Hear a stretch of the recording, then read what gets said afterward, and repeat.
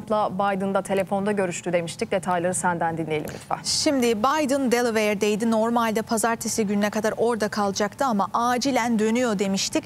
Washington'a vardı artık o Beyaz Saray'da. Şimdi sabah hemen bir briefing alacak yeniden. Başkan yardımcısı Kamala Harris de yanında olacak. Son duruma dair bilgilendirilecek. Diğer yandan bir saat önce demiştik ki Donald Trump Pensilvanya'dan ayrıldı. Özel jetine bindi. O jette New Jersey'ye indi. New Jersey'de bir golf kulübü var Trump'ın. Orada şu an olacağı söyleniyor. Ama yine gelen bilgiler Trump'ın uçaktan gayet yürüyerek hani sağlığı iyi bir şekilde indiği. Golf kulübü dedin ama. Golf kulübü Trump zaten golf oynamayı da seviyor. Evet, ama kendisine ait bir golf kulübü, yani orada konaklayacak muhtemelen. O yüzden New Jersey'ye gidiş yaptı. Şimdi FBI artık bu olayı gerçekten de bir suikast girişimi olarak ele aldığını, değerlendirdiğini söyledi.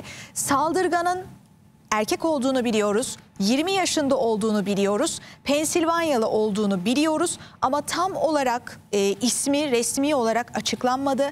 Bunu henüz açıklamaya hazır değiliz dediler. Çünkü bir yandan DNA'sı ile eşleştirmeye ellerindeki verileri gerçekten doğrulamaya çalışıyorlar. Ondan sonra açıklanacağını söylediler. Şimdi burada saldırgan öldü diyoruz ama bir yandan da 2 tane duruma ağır yaralı var. Bir de yine o seyirciler arasında bulunan bir kişinin öldüğünü biliyorduk. Bunların hepsinin erkek olduğu da açıklandı. Ayrıca polis halka, vatandaşlara, Amerikalılara çağrı da yaptı. Bizimle çektiğiniz görüntüleri, elinizde herhangi bir bilgi varsa hepsini paylaşın dedi. Şunu da söylediler: bu soruşturma günler sürebilir, haftalar sürebilir, aylar sürebilir bilgisi de verildi ve olay yaşandığı sırada herhangi bir güvenlik gücünün, bir polisin yaralanmadığı bilgisi de paylaşıldı. Şimdi burada güvenlik, gizli servise dair şüpheler tamamen oraya odaklanmış vaziyette.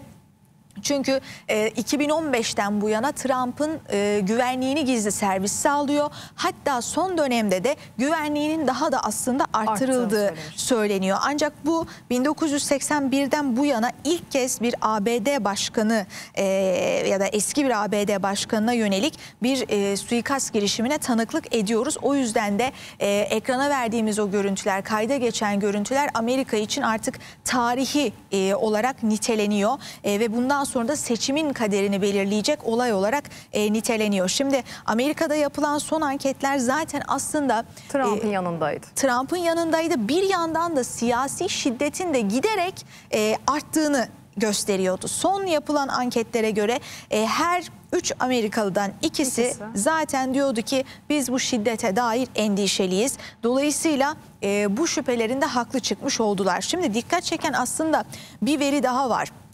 Terörizm Çalışmaları ve Terörizme Tepkiler Ulusal Konsorsiyumu'nun verisi bu. Şunu gösteriyor: Amerika'daki siyasi şiddetin çoğu resmi bir örgüte üye olmayan kişiler tarafından işleniyor. Bu neden önemli? Şimdi biz henüz bilmiyoruz. FBI'da işte polis ekibi de aynen dedi ki henüz daha motivasyonu neydi bu saldırganın bilmiyoruz dedi. Ama genel olarak Amerika'daki veriler şunu gösteriyor: bu tarz siyasi şiddet eylemlerinin çoğu resmi bir örgüte üye olmayan kişiler tarafından gerçekleşiyor. Neden? Çünkü bir silah elde etmek çok kolay, buna erişim çok kolay.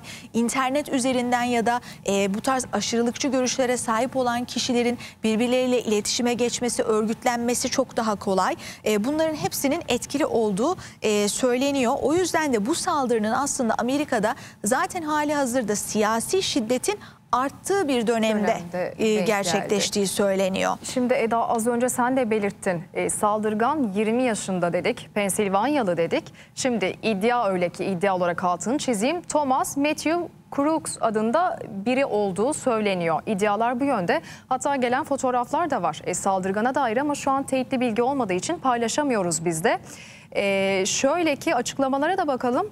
Saldırganın bir videosu var iddia edilen kişiyle alakalı. Cumhuriyetçilerden nefret ediyorum diyor. O videoda Trump'tan nefret ettiğinin de altını çiziyor. Yanlış adama çattınız diyor. Hatta bir başka fotoğrafında da yine üstünde bir tişört var. 20 yaşındaki saldırganın üstündeki simgede yine bu saldırıdan dolayı dikkat çekiyor. Crooks Cumhuriyetçi olarak kayıtlıymış ve fotoğrafı üzerinde silah kulübü tişörtü taşıyor. Eğer iddialar doğruysa zaten saldırıyı yapacağına dair mesajı çok önceden vermiş saldırgan. Şimdi tabii bütün bu gelişmeleri takip ediyor olacağız. Hani 20 yaşında Pensilvanyalı, şimdilik işte basın toplantısından öğrendiğimiz bilgiler. Bir yandan da tabii burada Cumhuriyetçilerin gösterdiği bir tepki var. Ne söylüyorlar aslında? Doğrudan Biden'ı sorumlu tutuyorlar. Ve doğrudan ben o açıklamalardan bazı alıntılar yapmak istiyorum. Diyorlar ki Biden zaten son dönemde eğer Trump bu seçimi kazanırsa Amerika'da demokrasinin sonu erecek söylemini kullandı. Ve bununla da aslında bu öfkeyi, korkuyu körükledi. Dolayısıyla da bu çılgınlar, bazı çılgınlar diye niteliyor Cumhuriyetçi bazı isimler. Bundan etkilenerek aslında harekete geçti. Dolayısıyla hani Biden bu söylemine son vermeli diyorlar. Şimdi geçen bültende de söylemiştik. Bir yandan da Trump'a destek mesajları geliyor. İşte Elon Musk açıkça dedi ki hani ben destek veriyorum. Maddi manevi. Şimdi hemen sosyal medyaya baktığımda Amazon'un kurucusu Jeff Bezos açıklama yapmış. Tabii o hani açıkça seçimde destek verdiğini söylemiyor ama Trump çok cesurca bir duruş sergiledi diyor. O yüzden de güvende olduğu için minnettarım diyor. Ailesi ve işte kurbanlar adına üzüldüğünü söylüyor. Yine Apple'ın CEO'su Tim Cook, o da Trump'ın hızlıca iyileşmesi için dua ediyorum. Düşüncelerim onunla birlikte diyor. Yani bu tarz aslında kamuoyunda da Trump'a yönelik destek açıklamalarının... 3 büyük isimden bahsediyoruz. Evet. Elon Musk, Jeff Bezos ve de Tim Cook. Aynen öyle. Yani bunların hepsi Trump'a hani Elon Musk açıkça destek verdi ama diğerleri biraz daha üstü kapalı destek verdi. Bunu da söylüyorlar, tam da böyle Biden'ın artık destek kaybettiği, kamuoyu önünde de adaylığının sorgulandığı bir dönemde tabii şimdi artık Trump iyice öne geçmiş gibi gözüküyor ve o tarz yorumlar yapılıyor. Çünkü burada Trump şu hali de, şimdi sosyal medyaya girdiğimde en çok gördüğüm yorumlardan biri de şu: saldırıya uğradı, yerden kaldırıldığı an yumruğunu kaldırıp yaptı. Ne ara? Öyle bir duruş sergiledi. Dolayısıyla da diyorlar ki hani şunu yazanlar da var: bu zamana kadar Trump'a böyle bakmıyordum ama şimdi Trump'la ilgili düşüncelerim değişti. Çünkü gerçekten işte bir kahramanlık örneği sergiledi yorumunu yapanlar da var. Dolayısıyla belki de bu kararsız seçmeni de etkileyecek. Onların fikrini de değiştirecek. Tabii anketler ne söyleyecek? O önemli zaten, hani başa baş gidiyordu anketlerde. Trump bir tık daha önde gözüküyordu. Ama tabii artık bundan sonra Biden'ın önünde daha zorlu bir tablo olduğunu söyleyebiliriz. Biden'ın başkanlığı içinde aslında yine en zorlu sınavlarından biri, zorlu bir süreç olduğunu söyleyebiliriz. Çünkü burada da oklar bir yandan gizli servise tamamen dönmüş vaziyette. Bu neden bu kadar ihmalkarlık yaşandı? Buna nasıl izin verildi? Neden izin verildi? Soruşturmanın da bir yandan aylar sürebilir deniyor. O yüzden çıkacak her bir sonuç çok önemli olacak. Trump'ın uçaktan iniş anları da şu an ekranlara yansıyor. İşte gerek saldırıdan saniyeler sonra gösterdiği o dirayetli duruş mu diyeyim artık, güçlü duruş, gerek sonrasında çalışanlarına mail atması, yine ben buradayım demesi ve sonrasında da işte basına yansıyan bu görüntüler aslında Trump'ın yola bu şekilde devam ettiğini gösteriyor. Şimdi bir de bunlar yaşanırken Joe Biden cephesine de bakalım. Bu saldırı gerçekleşmeden önce Joe Biden aslında yine benzer açıklamalarda bulundu. Michigan'da miting düzenledi ve bir kez daha başkanlık yarışından çekilmeyeceğini açıkladı efendim. ABD basınıysa bazı demokrat bağışçıların Biden'ın adaylıktan çekilmemesi halinde 90 milyon dolarlık bağışı askıya alacağını yazdı. Yani Biden giderek kan kaybediyor. Bir de üstüne bu olaylar Trump yanına birçok kişiyi daha çekti. Senin de bahsettiğin üzere sosyal medyada yansıyanlar. Neler söylersin? Aynen öyle oldu. Şimdi Biden'ın zaten içinde bulunduğu tablo zorluydu. Kendi, yani seçmeni bırakın, bir yandan da kendi partisindeki en yakınındaki isimleri bile daha adaylığı konusunda aslında ikna edebilmiş değildi. Bunda da son dönemde yaptığı o dil sürçmeleri, işte hangi yöne gideceğini sahnede şaşırması, bunların hepsi etkili oldu. Havayla bile el sıkıştı Eda. Yani her seferinde, her gün neredeyse böyle bir görüntünün haberini yaptık. Dolayısıyla da Biden için zaten halihazırda zorlu bir tablo varken şimdi durum daha da kötüleşiyor. Ama bir yandan Biden'ın bu arada seçim kampanyasında da şimdilik reklamların hepsinin, televizyon reklamlarının vesaire vesaire bu saldırının ardından durdurulduğu Askıya alındı. açıklandı. Hani burada demokratlar biraz daha böyle ılımlı bir yaklaşım sergilemeye çalışırlarken cumhuriyetçilerin ise doğrudan hiç vakit kaybetmeden yola devam edecekleri mesajını verdiğini görüyoruz. Çünkü haftaya çok önemli bir kongre var. Yani o kongreden de aslında günler önce gerçekleşti bu saldırı. Cumhuriyetçiler o kongrede bir araya gelip aslında Trump'ı artık resmi adayları olarak açıklayacaklar. Ama dediler ki Trump'ın programında bir değişiklik yok, bizim programımızda bir değişiklik yok. Bu olacak dediler. Dolayısıyla Trump aslında saldırıya daha ilk yakalandığı andan bu yana ben buradayım, güçlüyüm mesajı vermeye devam ediyor. Peki yine son dönemde çokça tartıştığımız işte adaylıktan çekilir mi? Son açıklaması çekilmeyeceğim yönünde ama bir de demokratların baskısı da var tabii. Artık arkasında kimse kalmadı desek yeridir Biden için, değil mi? Şimdi bakalım bundan sonra nasıl olacak? Evet, Gelen bundan açıklamalar. sonra nasıl bir tablo olacak? Yani bugüne kadar Biden aslında çok netli, kararlıydı. Hatta daha öncesinde ailesiyle bile bir toplantı yaptı.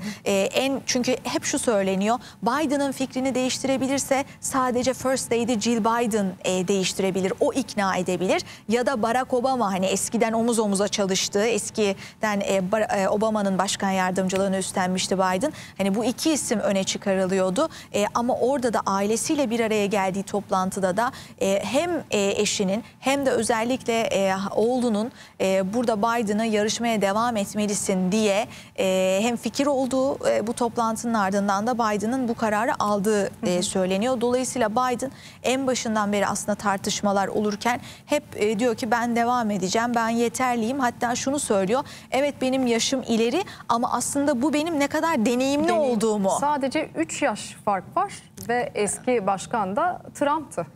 Şunu söylüyor, belki diyor yaşımdan dolayı eskisi kadar iyi konuşamıyorum. Çünkü Biden'ı yakından tanıyanlar şunu söylüyorlar. Biden çok iyi bir konuşmacı, çok iyi bir müzakereci. Eskiden bu özelliklere sahipken artık bunu kaybettiğini söylüyorlar. Biden da diyor ki evet benim artık yaşım ilerledi. Haklısınız, eskisi kadar iyi bir performans sergileyemiyorum ama ben bu ülke için doğru olanın ne olduğunu biliyorum diyor. İşte Trump'ın gelmesi halinde de aslında Amerika'nın o artık bir demokratik ülke olmayacağını, Trump'ın bir diktatör olduğunu söylüyor. İşte Cumhuriyetçiler de diyor ki Biden bunları söyleye aylar içerisinde bizi bu noktaya getirdi. İyice şiddeti, nefreti körükledi. Sonunda da böyle bir saldırı gerçekleşti deniyor. Şimdi son yapılan anketlerde az önce sen de eski başkan Barack Obama'dan bahsettin. Barack Obama da ikna edebilir Biden'ı demiştin çekilmesi için. Hatta efendim son yapılan anketlerde de Eda beni doğrulasın. Barack Obama'nın eşi Michelle Obama'nın bile ismi geçti. Hatta herkes dedi ki ikinci bir Obama dönemi mi başlıyor? Olabilir mi sence? Tabii Michelle Obama tarafından öyle bir açıklama gelmedi ama Michelle Obama hani First Lady olduğu dönemde de destek bulan, sevilen bir isimdi. O yüzden de Demokrat Parti'de adı konuşulan isimlerden biri oldu. Orada başkan yardımcısı Kamala Harris de konuşuluyor. Yani Biden'ın çekilmesi durumunda onun adaylığının söz konusu olabileceği. Tabii orada yani Biden da gaflar yapmaya devam ediyor. İşte Kamala Harris'e Trump diyor. Bir yandan kendinden bahsederken bile bazen yanlış telaffuz ediyor.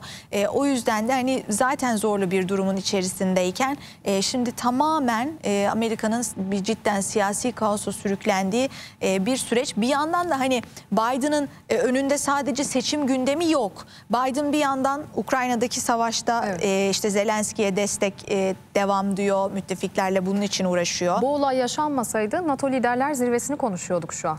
Aynen öyle ki orada da hani nedir Avrupa Birliği'nin de temel endişesi, işte Donald Trump'ın seçimi kazanması halinde söylediği bir şey var. Bir işte Ukrayna'daki savaşı 24 saat içerisinde bitirme vaadi ve Ukrayna'ya askeri desteği daha da kesme.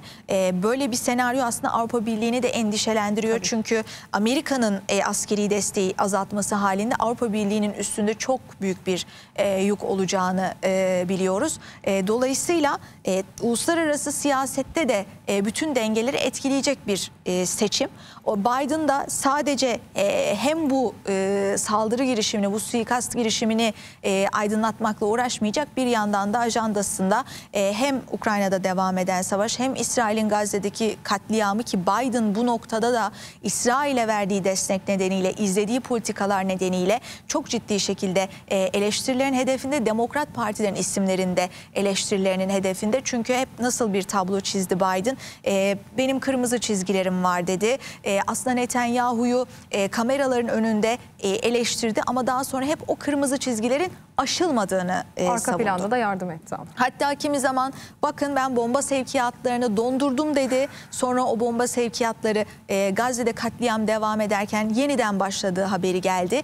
Dolayısıyla Biden dış politikada da aslında attığı adımlarla eleştirilerin hedefinde. Şimdi bir de önünde daha zorlu bir tablo oluşmuş oldu.